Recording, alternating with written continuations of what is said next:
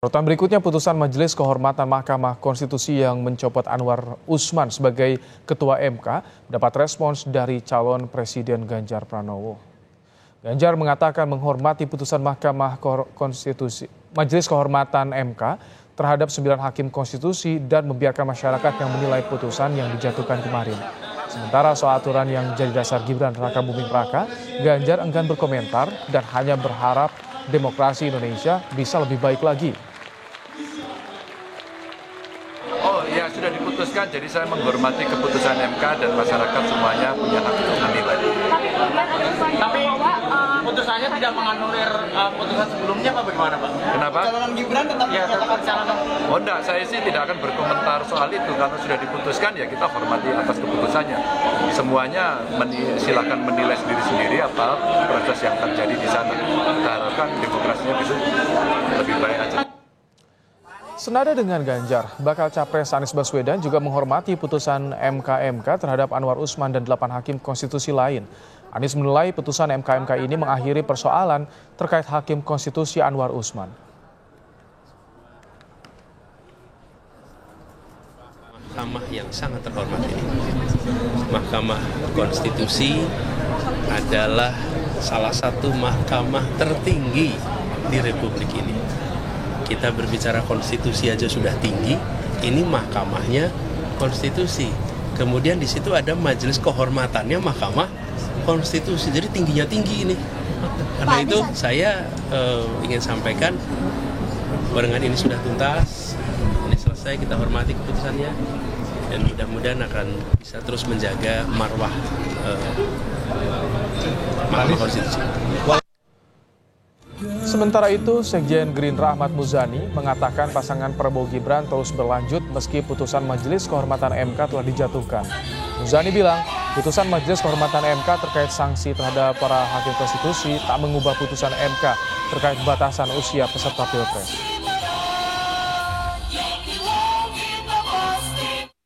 Karena itu kita menghormati, kita menyetujui, tapi sekali lagi MK tidak membatalkan keputusan MK.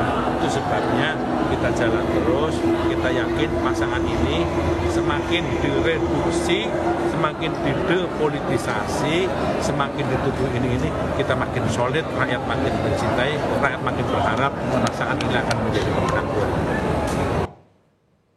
Pasca putusan Majelis Kehormatan MK soal adanya dugaan pelanggaran berat yang dilakukan Anwar Usman terkait putusan syarat usia Capres-Cawapres, bagaimana dampak politiknya untuk pasangan Capres-Cawapres khususnya Prabowo Gibran? Kita akan bahas bersama dengan pengamat politik dari Parameter Politik Indonesia Adi Prayitno. Selamat petang, Mas Adi. Selamat petang, Mas. Baik, Mas Adi, bagaimana Anda melihat narasi yang muncul soal kasus etik Anwar Usman ini dengan elektabilitas Prabowo Gibran? Yang pertama memang harus ada alat ukur politiknya, misalnya seperti survei politik apakah pasca MK ini akan ada tren yang negatif misalnya bagi pasangan Prabowo Subianto dan Gibran Raka Buming Raka. Itu yang pertama ya, sampai saat ini belum ada survei-survei terbaru termasuk yang kita lakukan setelah MK memutuskan soal pemberhentian terhadap Ketua Mahkamah Konstitusi. Yang kedua, kalau membaca sentimen publik ya saya kira memang ini mengkonfirmasi bahwa proses dan putusan Mahkamah Konstitusi soal syarat capres dan cawapres yang menjadi polemik beberapa waktu yang lalu itu menjadi sentimen yang cukup negatif ya. Terutama ini kan ramai di kalangan media sosial, media-media mainstream dan kelompok-kelompok aktivis pro-demokrasi yang sampai saat ini mereka terus menganggap bahwa putusan MK tersebut berdampak secara signifikan misalnya terkait dengan satu portofolio dan stigma yang kemudian muncul dalam proses pencapresan Pak Prabowo Subianto dan Gibran Raka Buming Raka. Kan hanya itu yang paling mungkin bisa kita lihat, Mas. Apakah sentimen negatif ini akan menjadi daya rusak elektabilitas Prabowo ataupun Gibran? Tentu waktulah yang kemudian akan menjawab ke depan. Tapi yang jelas sentimen negatif ini di kalangan kelompok menengah atas, terutama mereka yang tingkat pendidikannya di atas rata-rata, secara ekonomi juga mapan, di atas kelas menengah ke atas, saya kira memang ini tidak terlampau baik ya, terutama bagi Pak Prabowo Subianto. Ini akan terus bergulir sampai nanti hari pencoblosan, Mas Adi? Kalau saya membaca dua hal, pertama ada yang melampaui persoalan politik elektoral dan ada yang menyangkut politik yang sifatnya substantif ya. Jadi kelompok-kelompok yang sampai hari ini cukup keras dan kritis terkait dengan putusan Mahkamah Konstitusi adalah mereka yang terdiri dari kelompok-kelompok gerakan civil society, kelompok pro demokrasi, kalangan aktivis dan pegiat demokrasi. Dan mereka nggak peduli siapa yang jadi presiden di 2024, mereka tidak terlampau hirau karena bagi mereka persoalan keputusan Mahkamah Konstitusi itu ya harus tegak di atas keadilan, bukan punya pretensi dan cenderung kepada salah satu calon tertentu. Putusan Mahkamah Konstitusi ini bagi saya, Mas, dari kalangan aktivis terutama, ini akan terus menjadi pembicaraan. Bahkan pasca 2024, pemilu-pemilu yang akan datang ini akan terus menjadi noda dan catatan penting dalam sejarah kepemiluan di Indonesia.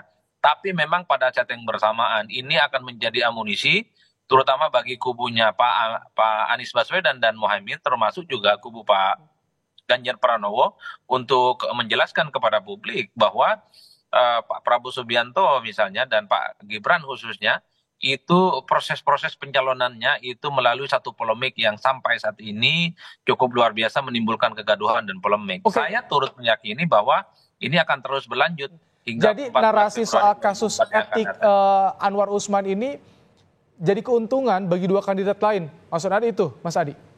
Saya membaca begitu ya, minimal dari stigma politik ya, ini tentu menjadi keuntungan, terutama bagi kubunya Ganjar dan kubunya Anies Baswedan, karena mereka inilah yang kemudian terdampak secara positif ya dari stigma yang kemudian ditimbulkan efek dari putusan Mahkamah Konstitusi itu.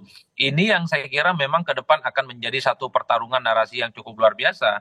Di tengah gencarnya stigma negatif terkait dengan putusan MK, terutama kepada kubu Pak Prabowo Subianto, kan kita juga bisa melihat, Mas, pada saat yang bersamaan kubu Prabowo Subianto ini kan membangun satu narasi bahwa mereka sebenarnya satu harus menghargai putusan Mahkamah Konstitusi sebagai upaya untuk menghormati itu adalah keputusan politik dan hukum yang harus diletakkan di atas segala-galanya. Mereka membangun satu narasi bahwa kepemimpinan kaum muda di masa yang akan datang itu penting. Jadi perang-perang narasi yang semacam ini sepertinya memang adu kuat nantinya. Siapa kuat, siapa yang mampu menarasikan ini sampai kepada pemilih, maka dialah yang kemudian akan Oke. mendapatkan faedah elektoral. Mas Adi, kalau tadi Anda bilang ini menguntungkan dua kandidat lain, tapi bagaimana ketika tadi dua kandidat menanggapi soal putusan MK ini dengan tenang, menghormati proses hukumnya? Ya saya kira memang itu statement normatif kan. Anies Baswedan dan Ganjar Pranowo mereka menganggap ya ini adalah keputusan yang layak dihormati sebagai bagian dari penguatan politik dan demokrasi ya. Tapi kan pada saat yang bersamaan kita tahu para pendukung Anies dan para pendukung Ganjar sering mengkapitalisasi bahwa persoalan putusan MK ini adalah sesuatu yang buruk dan cacat gitu bagi pencalonan di 2024. Terutama bagi Prabowo Subianto dan Gibran kan. Itu kan amunisi-amunisi yang secara langsung terus disampaikan kepada publik. Bahkan sampai hari ini itu cukup kencang. Oleh karena itu, narasi politik yang semacam ini saya baca memang ramai dan menjadi pembicaraan yang cukup luar biasa di kalangan kelompok menengah ke atas. Mereka yang pendidikannya di atas rata-rata, mereka yang punya taraf ekonomi kelas menengah ke atas, menjadi penting. Ini adalah sebagai salah satu isu yang menurut saya menjadi variabel dan preferensi penting bagi mereka untuk menentukan pilihan politiknya nanti di 2024, Oke. Mas. Kalau bagi pemilih yang belum menentukan pilihan, ini bisa mempengaruhi tidak soal narasi Anwar Usman ini, kasus Anwar Usman? Nah, ya, saya kira dua hal ya. Pertama, apakah narasi negatif terkait dengan putusan Mahkamah Konstitusi ini sampai kepada publik ataupun tidak, sampai kepada pemilih ataupun tidak. Sampai hari ini ternyata sentimen negatif terkait dengan putusan Mahkamah Konstitusi, terkait dengan politik keluarga itu tidak terlampau kuat, Mas. Oleh karena itu, sejauh mana nanti kerja-kerja politik dari pendukungnya Pak Ganjar dan Pak Anies khususnya mampu mengkapitalisasi ini kepada pemilih sehingga pemilih tahu bahwa ada persoalan etik misalnya yang terjadi pada pasangan kubu 08. Ini yang saya kira saya selalu menyatakan menjadi pertaruhan penting yang cukup signifikan. Nah yang kedua, kalau mau jujur sebenarnya 60% masyarakat kita, pemilih kita tidak terlampau engage, tidak terlampau peduli dan tidak terlampau tahu terkait dengan putusan Mahkamah Konstitusi, terkait dengan kisruh soal pencapresan, termasuk soal politik kekeluargaan, Mas. Ini yang saya kira menjadi tantangan besar, bahwa riuh rendah di media sosial terkait dengan pencalonan Mas Gibran khususnya, di media sosial juga ramai, ini ternyata juga tidak terlampau masif sampai di kalangan pemilih. Ini yang saya kira akan terjadi suatu hal yang dipertaruhkan ke depan. Bagaimana kubu penantang Prabowo harus mampu menerjemahkan ini sebagai sesuatu yang dalam tanda kutip ya bisa mengurangi daya ungkit elektabilitas Prabowo Subianto. Karena pada saat yang bersamaan kubu Prabowo juga membangun narasi putusan MK itu adalah sesuatu yang layak dihormati dan tidak ada kaitannya dengan proses pencapresan dan seterusnya dan seterusnya. Perang narasi ini penting bagi saya karena masyarakat secara perlahan mulai engage, mulai aware dan menjadikan media sosial sebagai preferensi dalam menentukan pilihan politik mereka. Baik, terima kasih Mas Adi Prayitno, Direktur Eksekutif Parameter Politik Indonesia telah menyampaikan pandangannya dalam Kompas Petang sore hari ini. Sehat selalu Mas Adi.